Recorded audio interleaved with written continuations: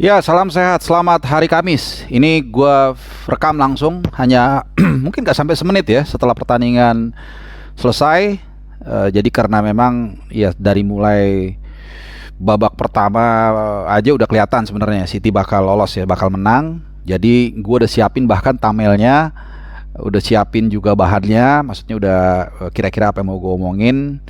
Jadi biar cepet juga untuk sampai di beranda kalian. Oke, jadi semua lu udah tahu pasti ya, Manchester City berhasil lolos atau menggenggam tiket final Liga Champions yang nanti akan berlangsung 10 Juni dan mudah-mudahan kalau akreditasi gue terima, gue akan ngeliput langsung ke sana ya.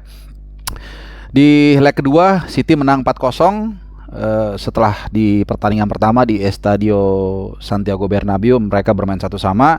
Yang jelas pertandingan ini memang layak, 1000% layak City yang memenangkan pertandingan dan juga tentunya lolos bertemu Inter Milan nanti di Ataturk Stadium ya di Istanbul, Turki.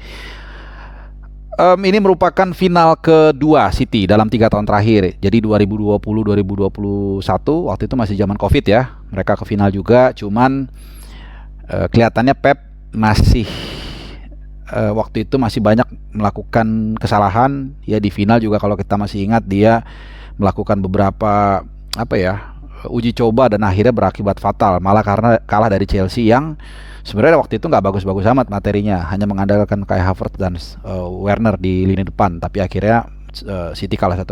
Nah, di pertandingan menghadapi Madrid, City benar-benar bermain sangat sempurna. Pep sepertinya memang sangat belajar banyak dari dua hal, kegagalan mereka di semifinal musim lalu dari Madrid dan juga kegagalan mereka di final 2 musim lalu melawan Chelsea di final. Jadi malam tadi yang barusan lu tonton atau mungkin lu nggak nonton, itu City benar-benar sepertinya, gampangnya bahasanya gini deh biar lu nggak capek untuk menangkapnya, seperti ngajarin anak kecil main bola.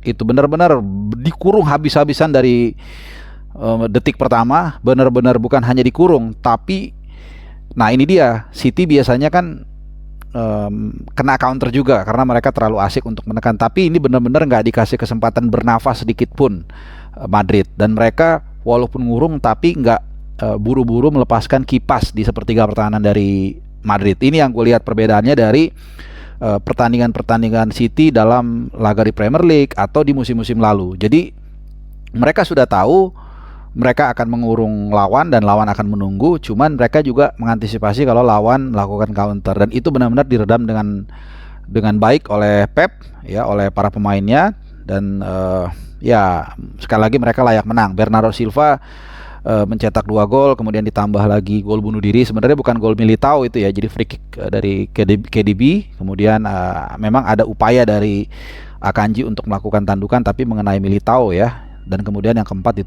ditutup oleh super sub Alvarez.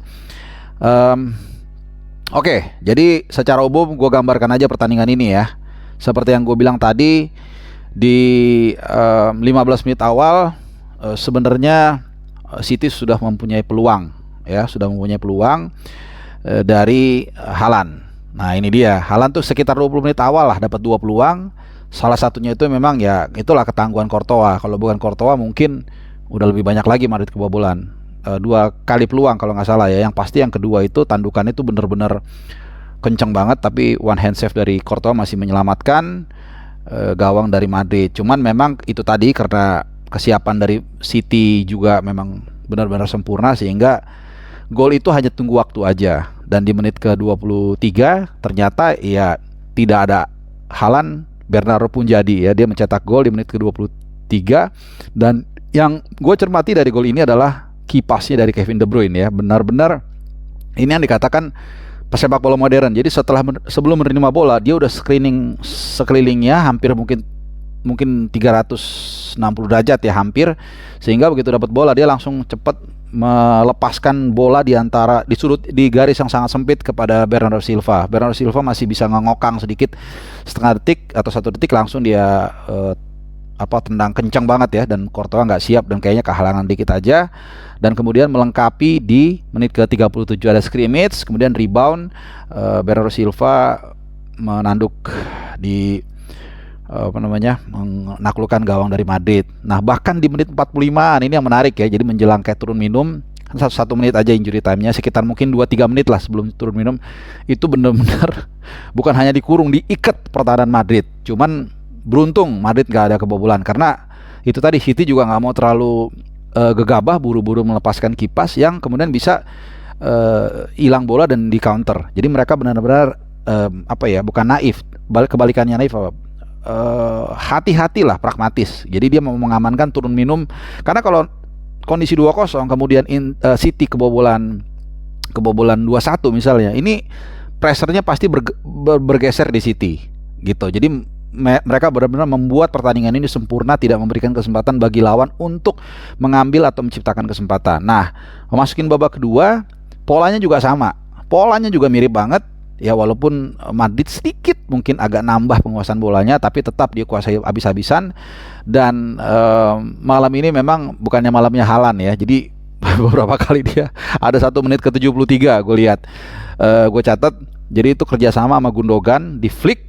Kemudian Haaland udah bebas banget dari, kalau main PS ini 99% gol ya, tinggal miring gini ya. Tapi masih bisa dihalau sama Courtois sampai dia kayak apa ya, gregetan. Nah, bahasanya itu gregetan, karena nggak percaya bola seperti itu memang nggak harusnya masuk buat seorang Haaland ya. Tapi ya itu yang gue bilang, secara tim City memang layak banget menang dan harusnya menang, bahkan lebih banyak dari gol lagi.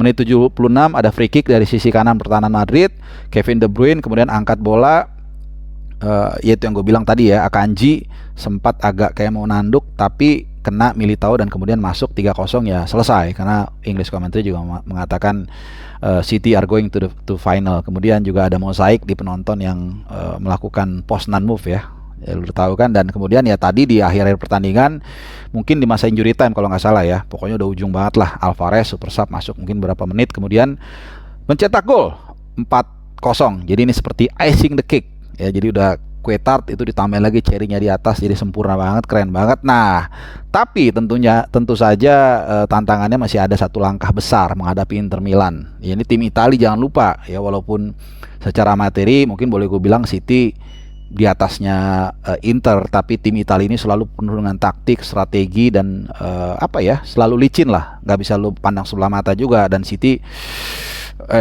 Inter ini juga ya punya kapasitas lah, punya pemain-pemain yang memang berkelas ya. Barella, kemudian Brozovic, Dumfries juga kemarin bagus mainnya waktu menyingkirkan Milan.